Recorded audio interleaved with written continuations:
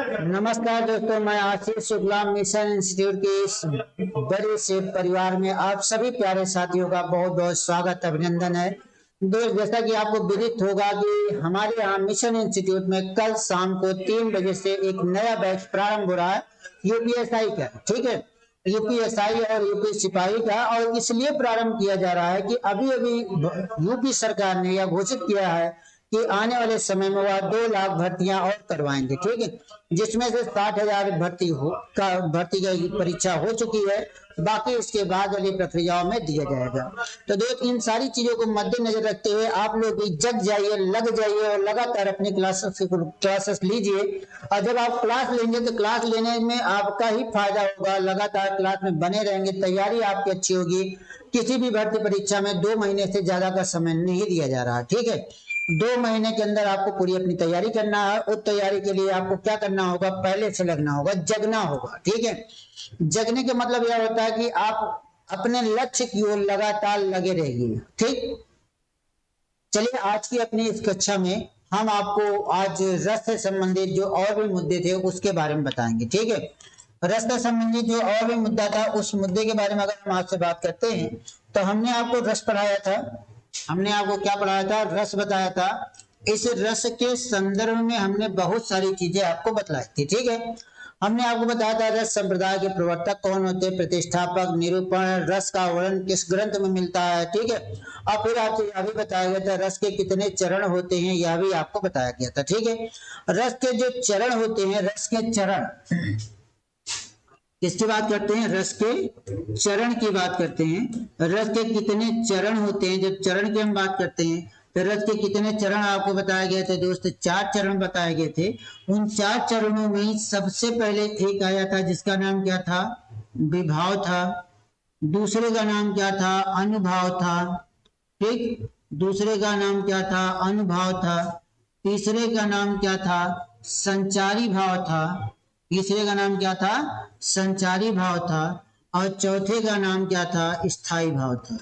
ठीक, चौथे का नाम क्या था, स्थायी भाव था। ठीक है, इस तरह से हमने आपको रस के कितने चरण बताए थे, 4 चरण बताए थे। इन 4 चरणों में आप देख सकते हैं विभाव, अनुभाव और संचारी भाव। ठीक, अब मित्र वहां पर हमने यह भी आपको बताया था कि जो विभाव होते हैं, विभाव के कितने भेद होते हैं, अनुभाव जो होता है, अनुभाव के कितने भेद होते हैं, संचारी भाव की जो संख्या होती है उसकी बात हमने बताई थी। संचारी भाव की संख्या के साथ साथ हमने आपको वहां पर यह भी बताया था स्थायी भाव। ठीक, अब हम अब पिछली वाली क्लास अगर आप हमारी देखते हैं तो उसमें आपको इन सारी चीजों की एक व्याख्यात्मक रूप आपको मिलता है। जो व्याख्या का रूप मिलता है वह बहुत ही विशद है। अगर आप उसको पढ़ेंगे तो उसमें रस का एक एक मुद्दा आपका क्लियर है कि सात्विक अनुभाव की संख्या कितनी होती है, अनुभाव की संख्या कितनी होती है, विभाव की संख्या कितनी होती है। ठीक है, संचारी भाव की संख्या कितनी होती है और स्थायी भाव की संख्या कितनी होती है।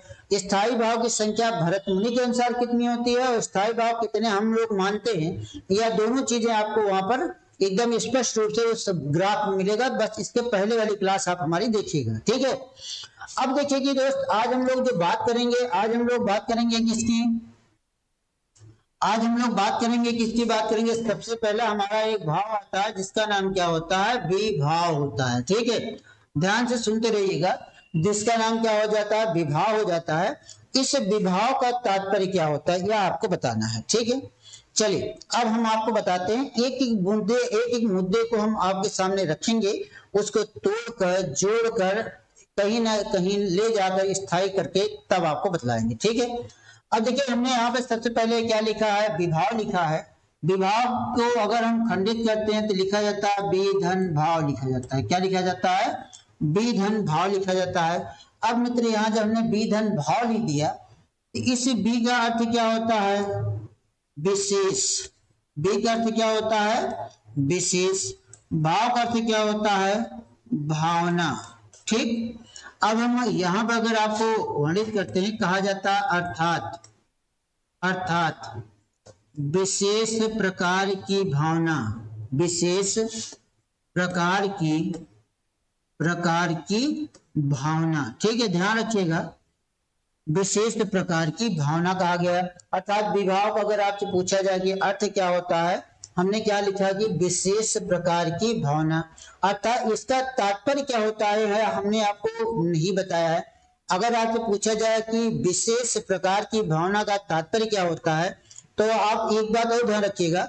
हमने कल आपको जब बताया था तो हमने बताया था जब तक विभाव नहीं होगा तब तक अनुभाव नहीं होगा, जब तक अनुभाव नहीं होगा संचारी भाव नहीं होगा, जब तक संचारी भाव नहीं होगा तब तक स्थायी भाव की उत्पत्ति नहीं होगी। ठीक, तो उन्हीं चारों भावों में से आज हम आपके सामने सबसे पहले क्या लेके आए हैं, क्या लेके आए हैं, विभाव लेकर आए हैं। क्या लेकर आए हैं, विभाव लेकर आए हैं। ठीक है, क्या लेकर आए हैं, विभाव लेकर आए हैं। बात क्लियर है। अब इस विभाव में अगर देखा जाए तो विभाव की हम बात कर रहे हैं। विभाव का अर्थ क्या होता है, विशेष प्रकार की भावना होती है। विशेष प्रकार की भावना का मतलब क्या होता है, विशेष प्रकार की भावना का तात्पर्य क्या होता है, याद रखिएगा कि विशेष प्रकार मतलब कि हमारे हृदय में जब हम किसी व्यक्ति वस्तु स्थान को, याद रखें, किसी व्यक्ति वस्तु स्थान को जब हम पहली बार देखते हैं, पहली बार देखने के बाद मन के अंदर जो हमारे अंदर भाव उत्पन्न होते हैं उसी भाव को हम क्या नाम देते हैं, विभाव नाम देते हैं। उसी भाव को हम क्या नाम देते हैं, विभाव नाम देते हैं। तो जब इसकी परिभाषा बताई जाती है, जब इसकी आपको परिभाषा बताई जाए, जब इसकी आपको परिभाषा बताई जाएगी, परिभाषा किस तरह से बताई जाएगी यह आपको हम बताएंगे। कि परिभाषा की अगर हम बात करते हैं तो कहा जाता है मन में उदित होने वाले भाव को, मन में उदित होने वाले भाव को, उदित होने वाले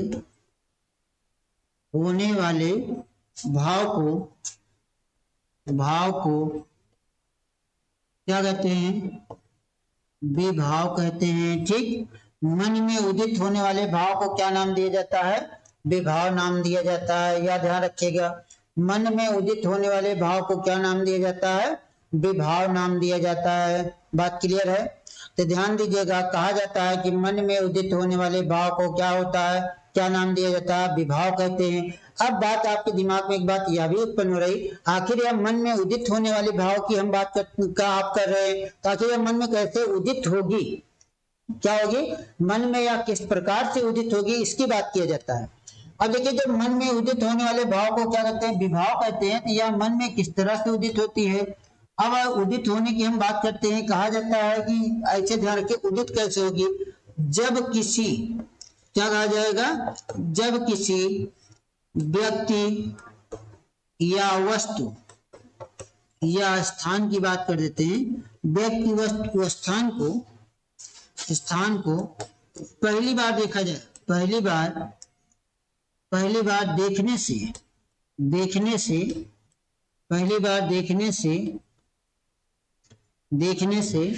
मन में जो भाव उत्पन्न होता है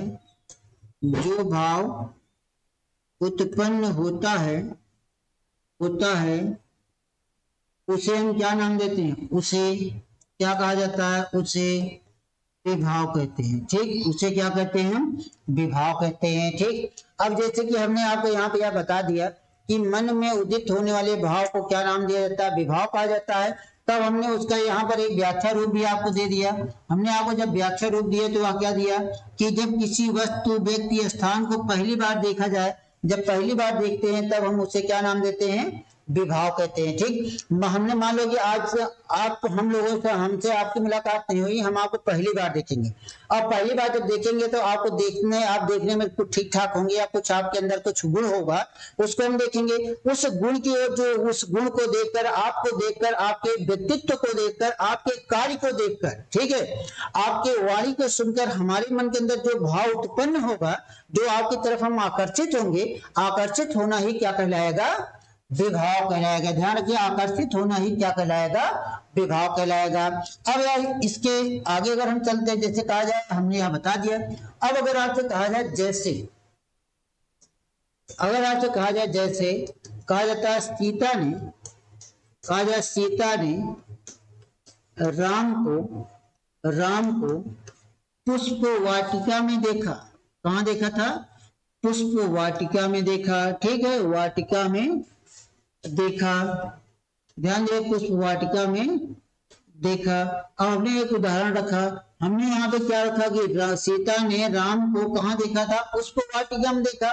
या तो आप सभी लोग जानते हो क्योंकि यह तो बहुत कहानी के रूप में वर्णित है। हमने आपसे क्या कहा, सीता ने राम को कहाँ देखा था, पुष्प वाटिका में। पहली बार देखने की बात कर रहे हैं।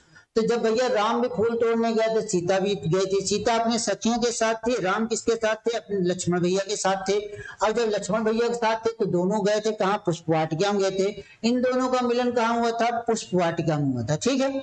अब देखिए कि राम ने किसको, सीता ने किसको देखा है, पुष्प, राम को देखा है। राम को कहाँ देखा, पुष्प वाटिका में देखा है। तो किसने देखा है, सीता ने देखा है।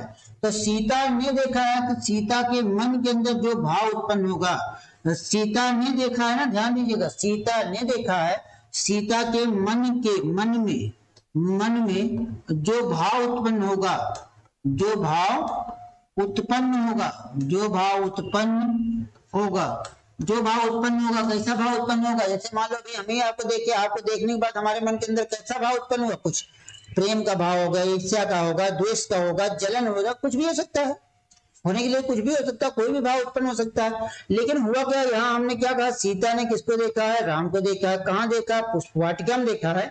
जब पुष्प वाटिका में देखा है, तो जब पुष्प वाटिका में देखा है तो वहां पे क्या हुआ, किसके मन के, किसने देखा, सीता ने देखा है। तो पहले हम सीता की बात करेंगे। सीता के मन में जो भाव उत्पन्न होता है, जो भाव उत्पन्न होता है उसी को हम क्या कहते हैं, विभाव कहते हैं। अर्थात सीता ने जब राम को देखा था, सीता के मन में कौन सा भाव हुआ, उत्पन्न हुआ था, रति नामक भाव की उत्पत्ति हुई थी। ठीक, रति नामक भाव उत्पन्न हुआ था। या जो रति नामक भाव उत्पन्न हुआ था, इसी भाव को हम क्या नाम दे देते हैं, विभाव नाम दे देते हैं। ठीक, ध्यान से सुनिएगा, इसी भाव को हम क्या नाम देते हैं, विभाव नाम दे देते हैं। क्लियर है। अब हम मान लो किसी के साथ इतना जुड़ ही गए, देख लिए, एक बार देखे, दो बार देखे, जितनी बार देख रहे हैं, अभी क्या उत्पन्न हो रहा है, अभी सिर्फ हमारा और उसका क्या हो रहा है, विभाव ही उत्पन्न हो रहा है। ठीक है। अब देखिए ध्यान दीजिएगा कि इस विभाव के दोस्त कितने भेद होते हैं। विभाव अगर पूछा जाए कितने भेद होते हैं, तो विभाव के कितने भेद होते हैं, विभाव के भेद, विभाव के भेद की अगर हम बात करते हैं तो विभाव के कितने भेद होते हैं, दो भेद होते हैं। ठीक, विभाव के कितने भेद होते हैं, दो भेद होते हैं। कौन कौन से होता है, आलंबन होता है, दूसरा क्या हो जाता है, उद्दीपन होता है। क्या हो जाता है, आलंबन होता है, दूसरा क्या होता है, उद्दीपन हो जाता है। ठीक है। एक को क्या नाम, क्या कहा जाता है, आलंबन कहा जाता है, दूसरे को क्या नाम दिया जाता है, उद्दीपन कहा जाता है। अब आपसे पूछा जाए कि आलंबन हम किसे कहते हैं, या पूछा जाए उद्दीपन किसे कहते हैं, तो ध्यान ध्यान से सुनिएगा, ज्यादा इधर उधर मत करिएगा, नहीं पता चले आप भी विभाव में जा रहे हो। ठीक है, आपको विभाव में जाने की कोई आवश्यकता नहीं है, आप सिर्फ यहाँ हमारी बातों को ध्यान से सुनते रहिएगा। ठीक है। अब हमने यहाँ पर एक शब्द लिखा, क्या भव्य, सॉरी, आलंबन रखा। आलंबन का मतलब क्या होता है, आलंबन का अर्थ, आलंबन का अर्थ क्या होता है दोस्त, आधार होता है। क्या होता है, आधार होता है। ठीक है। आलंबन का अर्थ क्या होता है, आधार होता है। उद्दीपन का अर्थ क्या होता है, जागृत करना या उद्दीप्त करना होता है। ठीक, जागृत, जागृत करना। ठीक है, या देंगे, दोनों हमने आपको अर्थ बता दिया। अब आलंबन की अगर हम बात करते हैं, आलंबन की अगर हम बात करते हैं तो आलंबन का अर्थ क्या होता है, आलंबन जिसको देखकर, ठीक, जिसको देखकर, देखकर हृदय में, हृदय में रति नामक स्थायी भाव जागृत होते हैं। रति नामक स्थायी भाव, स्थायी भाव क्या होता है, जागृत होते हैं,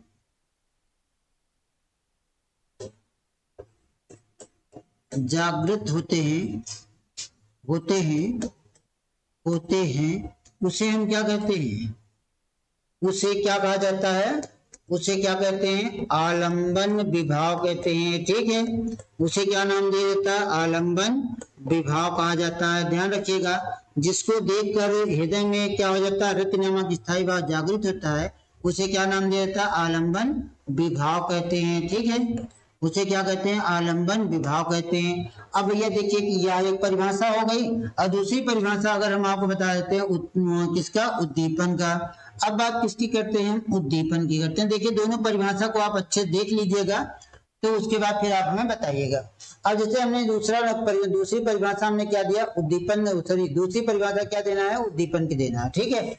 अब उद्दीपन की बात होती है, उद्दीपन किसे कहा जाता है, यहाँ आपको बताया जाए, कहा जाता है जिसको देख कर, जिसके हृदय में, यह ध्यान रखिए, जिसके हृदय में, जिसके जिसके हृदय में, जिसके हृदय में रति नामक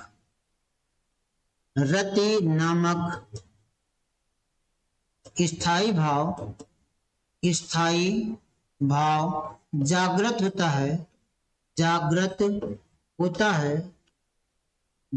होता है, उसे क्या नाम देते हैं, उसे उद्दीपन विभाव कहते हैं, उद्दीपन विभाव कहते हैं, ठीक। उसे क्या कहते हैं, उद्दीपन विभाव कहते हैं, ठीक है। ध्यान से सुनिएगा कि हमने आपको क्या बताया कि आलंबन का अर्थ क्या हुआ, जिसको देखकर हृदय में रति नामक स्थायी भाव उत्पन्न हुआ। ध्यान से सुनते रहिएगा। और हमने यहाँ पर क्या कहा, जिसके हृदय में रति नामक स्थायी भाव उत्पन्न किया है। अब यहाँ पर क्या वाला उदाहरण आप देखिएगा, हमने आपसे क्या कहा, सीता ने किसको देखा, राम को पुष्पवाटिका में देखा। कहाँ देखा था, सीता ने राम को कहाँ देखा था, पुष्पवाटिका में देखा था। जब पुष्पवाटिका में देखा था, देखिए किसने देखा था, सीता ने देखा था। किसको देखा था, राम को देखा था। राम क्या हो जाएंगे, यहाँ पर अगर पूछा जाए राम क्या हो जाएंगे दोस्त, यह राम क्या हो जाएंगे, आलंबन हो जाएंगे।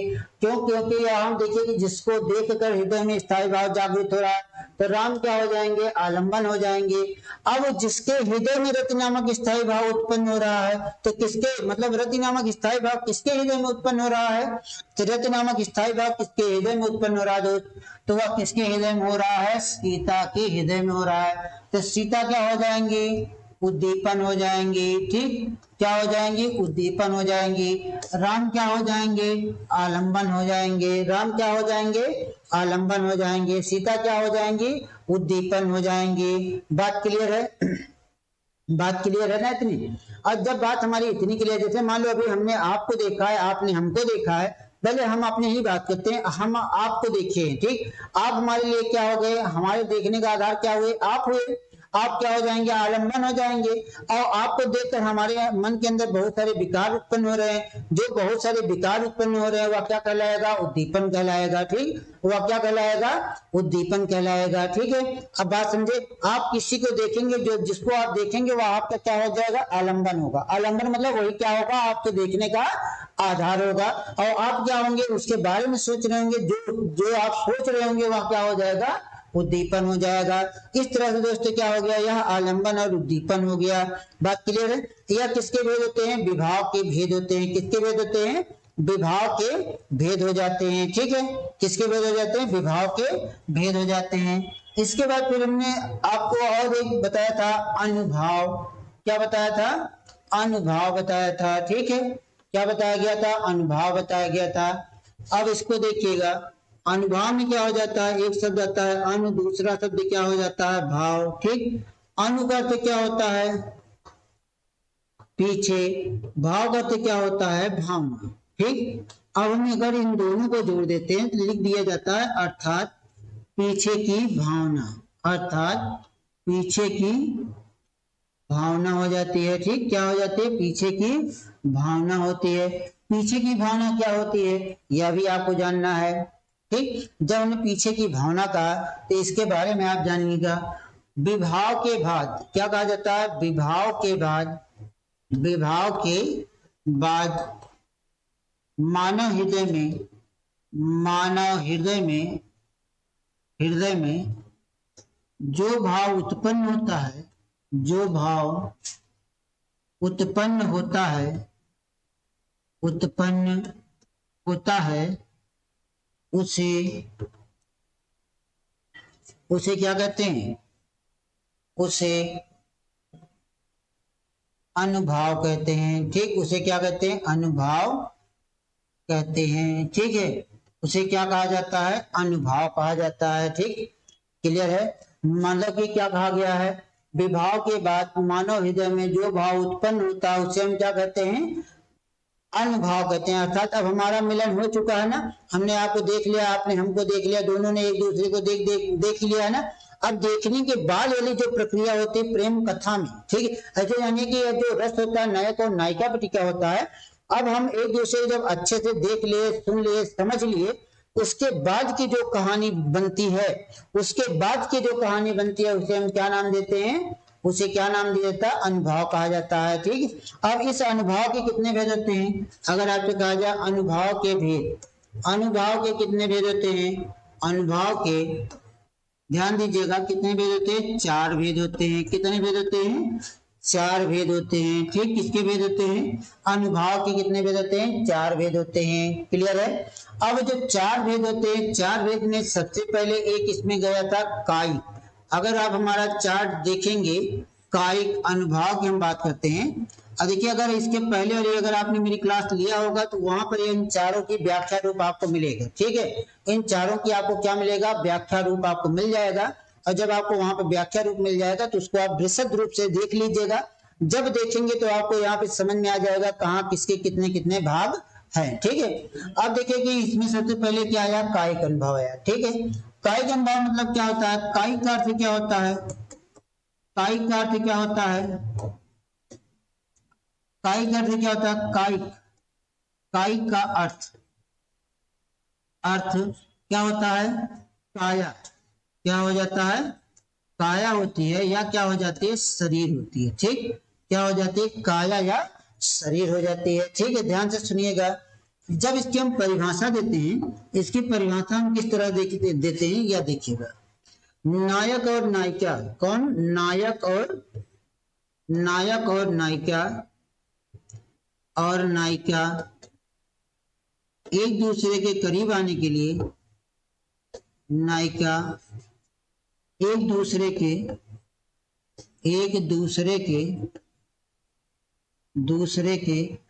करीब आने के लिए, करीब आने के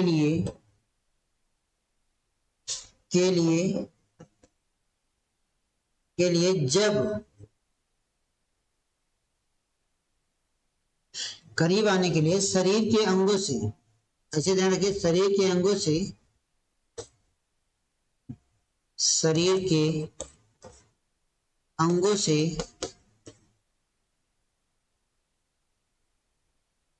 अंगों का प्रयोग करते हैं, अंगों का प्रयोग करते हैं, तो उसे क्या नाम देते हैं, तो उसे क्या नाम दिया, उसे कायिक अनुभव कहते हैं। तो उसे क्या कहते हैं, कायिक अनुभव कहते हैं। जैसे अगर आपसे कभी उदाहरण पूछा जाए, कहा जाए जैसे, जैसे कहा जाता है हाथ हिलाना होता है। ठीक, हाथ हिलाना होता है। ठीक है, क्लियर है। आलिंगन करना होता है, आलिंगन का अर्थ क्या हो जाता है, गले लगाना होता है, आलिंगन होता है। पलकों का बार बार जो उठना गिरना होता है, पलकों का बार बार उठना गिरना होता है। ठीक, उठना गिरना होता है।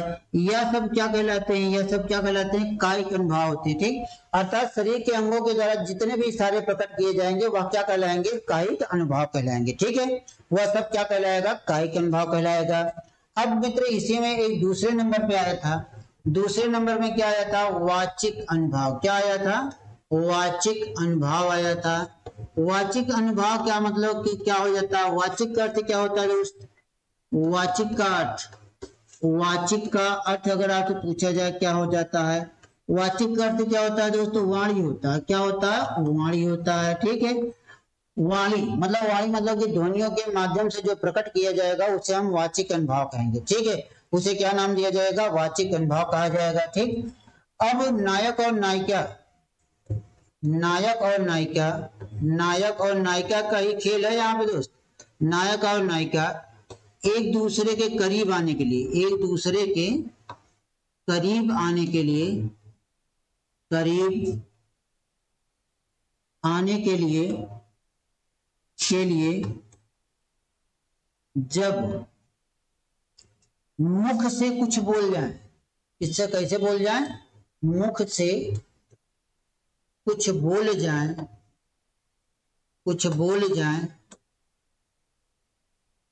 तो उसे वाचिक अनुभाव कहते हैं। ठीक, क्या कहते हैं? वाचिक अनुभाव कहते हैं। ठीक है, तो उसे क्या नाम दिया जाता है? तो उसे क्या नाम दिया जाता है? वाचिक अनुभाव कहते हैं। भाई ये ध्यान रखिएगा कि नायक और नायिका एक दूसरे के करीब आने के लिए जब मुख से कुछ बोल जाए तब वहां पे क्या हो जाएगा? तब क्या हो जाएगा? वाचिक। जैसे अभी हम मुख से बोल रहे हैं, या वाचिक अनुभाव है। ठीक, अब हमने कुछ नहीं किया, इशारे कर दिया, ऐसे से कर दिया, ऐसे से कर दिया, ठीक, ऐसे से कर दिया, ठीक, यह सब जितने हो जाते हैं या कायिक भाव होते हैं, शरीर के अंगों के द्वारा प्रकट किए जाते हैं। और जो वाणी के द्वारा प्रकट किए जाएंगे उसे हम क्या नाम दे देंगे? वाचिक अनुभाव दे देंगे। जैसे अगर आपसे कहा जाता है, जैसे कहा जाए गीत गुनगुनाना, ठीक, व्यंग कसना, क्या कहा जाए? व्यंग कसना इत्यादि बहुत सारे ऐसे होते हैं। ठीक है, तीसरे नंबर में एक आता है आघार्य। क्या हो जाता है? आघार्य हो जाता है, आघार्य अनुभाव हो जाता है। अब देखिए, आघार्य अनुभाव की अगर हम बात करते हैं, आघार्य अनुभाव की बात करते हैं, तो आघार्य अनुभाव किसे कहा जाता है? तो इसका एक सीधा उत्तर आप जानिएगा, नए वस्त्रों के प्रति आकर्षण। ऐसे ध्यान रखिएगा, नए वस्त्रों के प्रति आकर्षण जो होता है उसे हम क्या नाम देते हैं? वस्त्रों का, नए वस्त्रों का आकर्षण। ठीक, आकर्षण हो जाता है। ठीक है, जब नायक और नायिका नए वस्त्रों के आकर्षण से एक दूसरे के करीब आ जाते हैं तब उसे हम क्या नाम दे देते हैं? आघार्य नाम देते हैं। लेकिन इसमें सबसे ज्यादा महत्वपूर्ण एक खेला और है। ठीक है, सबसे ज्यादा महत्वपूर्ण क्या है यहाँ पर, यह हम आपको बताएंगे। सबसे ज्यादा महत्वपूर्ण क्या है वहां पर। अब देखिए कि सब इसमें सबसे पहले यहाँ पर एक आता है जिसे क्या नाम दिया जाता है? सात्विक। क्या नाम दिया जाता है? सात्विक अनुभाव कहा जाता है। ठीक, क्या कहा जाता है? सात्विक अनुभाव कहा जाता है। सात्विक अनुभाव का तात्पर्य क्या होता है कि क्या कहा जाता है? सत्व के गुणों से उत्पन्न, किसके गुणों से? सत्व के गुण से, सत्व के गुण से उत्पन्न भाव को ध्यान रखिएगा। जो कहते हैं सत्व के गुणों से, सत्व के गुणों से, गुणों से उत्पन्न भाव को, उत्पन्न भाव को, उत्पन्न भाव को सात्विक अनुभाव कहते हैं। सात्विक अनुभाव कहते हैं। ठीक, तत्व के गुणों से उत्पन्न भाव को क्या नाम दिया जाता है? सात्विक अनुभाव नाम दिया जाता है। ध्यान रखिएगा, सत्व के गुणों से उत्पन्न भाव को क्या नाम दिया जाता है? सात्विक अनुभाव नाम दिया जाता है। ठीक है, बात क्लियर है? तो अब अगर आपको यह मुद्दा न समझ में आया कि सत्व के गुण से, तो ऐसे आप ध्यान रखिएगा, ऐसा भाव, ऐसे ध्यान रखिए, ऐसा भाव जो मानव हृदय में, मानव हृदय में स्वतः उत्पन्न हो जाए। कैसे हो जाए? स्वतः उत्पन्न हो जाए। ठीक है, स्वतः उत्पन्न हो जाए तो उसे हम क्या नाम देंगे? उत्पन्न हो जाए तो उसे क्या नाम दिया जाएगा? सात्विक अनुभाव कहा जाएगा। तो उसे क्या नाम देंगे? सात्विक अनुभाव नाम दिया जाएगा। ठीक, तो उसे क्या नाम दिया जाएगा? सात्विक अनुभाव कहा जाता है। ठीक है, क्या नाम कहा जाता है? सात्विक अनुभाव कहा जाता है। ठीक है, सात्विक अनुभाव मतलब सत्व के गुणों से उत्पन्न भाव को क्या नाम दिया जाता है? सात्विक अनुभाव नाम दिया जाता है। अब भैया यहाँ पर एक विशेष ध्यान रखिएगा, यहाँ पर जो एक मुख्य बिंदु है, मुख्य बिंदु कौन सा है? अगर आपसे पूछा जाए सात्विक अनुभाव की संख्या कितनी होती है, यह प्रश्न कई बार आपसे यहाँ पूछा गया है। सात्विक अनुभाव की संख्या कितनी होती है? अनुभाव की संख्या, अनुभाव की संख्या की अगर हम बात करते हैं, सात्विक अनुभाव की संख्या कितनी होती है? 8 होती है। ठीक, कितनी होती है? 8 होती है। एक बार फिर हम आपसे दोहरा रहे हैं कि आप इसके पहले वाली हमारी क्लास देखिएगा, उस क्लास में आपको यह सारी चीजें मिलेंगी। ठीक, उस क्लास में आपको यह हमारी सारी चीजें मिलेंगी और लगातार मिलेंगी। यह भी ध्यान रखिएगा कि इसकी संख्या जो 8 होती है, 8 कौन कौन सी होती है यह भी हमने आपको वहां बताया था। नंबर 1 देखिए कि जब नायक और नायिका एक दूसरे के बहुत करीब आते हैं तो वह क्या हो जाते हैं? स्तंभ हो जाते हैं। क्या हो जाते हैं? स्तंभ हो जाते हैं। और उसी दौरान उनका क्या हो जाता है? स्वर उनका क्या हो जाता है? भंग हो जाता है। जब स्वर भंग होता है तो वह क्या हो जाता है? वैवण्य हो जाते हैं। क्या हो जाते हैं? वैवण्य हो जाते हैं। वैवण्य मतलब कि बोलने की कोशिश करते हैं लेकिन वर्ण निकलता नहीं है। लेकिन इसी के दौरान उनके शरीर से क्या हो जाता है? स्वेद निकलता है। ठीक, क्या निकलता है? स्वेद निकलता है। स्वेद मतलब क्या होता है, पसीना निकलता है। उनके शरीर से क्या होता है, थर थर थर पसीना निकलने लगता है। ठीक, थरथरा के क्या होता है, एकदम पसीना पसीना निकलने लगे, क्योंकि अगर वहां एसी भी चल रही होगी तभी पसीना निकलेगा। ठीक है, अब बात यहाँ के आगे आते हैं। अब जब श्वेत की बात आगे आते हैं तो इस समय इस श्वेत के बाद उनमें क्या होता है, ध्यान रखिएगा, उसमें एक रोमांच होता है। क्या हो जाता है, रोमांच होता है। रोमांच होने होते होते क्या हो जाता है, वो क्या हो जाता है, बेपत हो जाते हैं। क्या हो जाते हैं, बेपत हो जाते हैं। जब बेपत हो जाते हैं तो एक टाइम ऐसा आता है जहाँ पे अश्रु आते हैं, और इस अश्रु के बाद एक और आ जाता है जिसको घनघोर अवस्था कहा जाता है। मतलब कि प्रलय हो जाता है। प्रलय का मतलब क्या होता है, एक ऐसी अवस्था होती है जहां वह एकदम अपने समाधि स्थल में चले जाते हैं। ठीक, कुछ समय के लिए उनको अपनी संसार की मोह माया से एकदम भंग हो जाते हैं और उसी में निरंतर लिप्त रहते हैं। इस तरह से क्या हो जाता है, सात्विक अनुभाग के आपके जो 8 वेद होते हैं, 8 के यहाँ पे हमने नाम लिख दिए। लेकिन इसके पहले वाली अगर क्लास अगर आप देखेंगे तो उस क्लास में अगर आप देखिएगा तो उसमें आपको इसका पूरा हमने एक ग्राफ बना दिया है। ठीक है, एक ग्राफ बना के इन सारी चीजों को हमने वहां पर लटका दिया है। ठीक, क्लियर है। अब इस समय कहां पर मौजूद है यह भी ध्यान रखिएगा। इस समय आप इस मिशन इंस्टीट्यूट के यूट्यूब चैनल पर हैं। आप सभी को एक बात की फिर से हम आपको सूचना देना चाहते हैं कि आपके मिशन इंस्टीट्यूट में कल 6 तारीख से शाम को 3 बजे से एक यूपी सिपाही यूपी दरोगा का बैच आ रहा है। यह बैच लाने का हमने आपको क्लास शुरू होने से पहले भी बता दिया था। यह बैच लाने का एक ही उद्देश्य है कि आप सभी को बेहतर से बेहतर आपकी तैयारी कराई जा सके, क्योंकि अभी उत्तर प्रदेश सरकार ने हाल ही में घोषणा किया था कि हम 2 लाख सरकारी नौकरी देने जा रहे हैं, जिसमें से हमने 60,000 पुलिस की भर्ती करवा दिया था। बाकी जो 1,40,000 है उसको क्रमबद्ध हम आपको देंगे। ठीक है, तो इसलिए आप लोग तैयार हो जाइएगा। तैयार होकर आप लोग सिर्फ आइए, क्लास कल ज्वाइन करिए। आपका यहाँ पे डेमो वाली क्लास भी फ्री है। ठीक, ध्यान रखिए, डेमो भी फ्री है, कोचिंग में डेमो फ्री है। आप आइएगा, 3 दिन आप क्लास करिएगा, क्लास का आनंद लीजिएगा और आपको हर एक विषय की क्लास बहुत ही बेहतरीन दी जाएगी। तो चलिए दोस्तों, आज इसी संदेश के साथ आज की क्लास को यहीं पर रोकते हैं। बाकी हम लोग कल फिर से मुलाकात होगी हमारी आपकी, इतने ही समय जिस समय आप मुझे आज देख रहे हैं। ठीक, तब तक के लिए आप सभी को जय हिंद, जय भारत।